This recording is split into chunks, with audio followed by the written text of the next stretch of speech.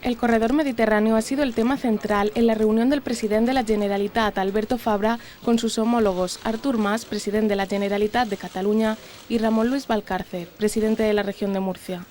Un encuentro que escenifica la unión de las tres autonomías en la defensa de la prioridad de esta infraestructura plural que constituye una gran oportunidad para dinamizar la economía y para crear oportunidades de futuro. Hemos hecho un esfuerzo todos nosotros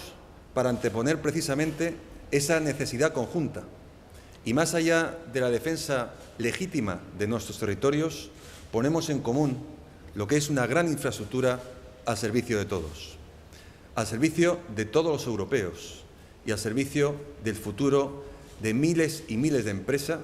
que están necesitando mayores y mejores infraestructuras y, sobre todo, mejores y mayores posibilidades de futuro.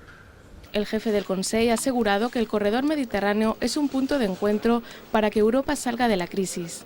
Por este motivo, el presidente Fabra ha reclamado que el próximo 19 de octubre en Bruselas, el Gobierno de España tiene que estar a la altura de las circunstancias. El Gobierno de España tiene que estar a la altura de las circunstancias y, conjuntamente con nuestra voz, sumarse a esta defensa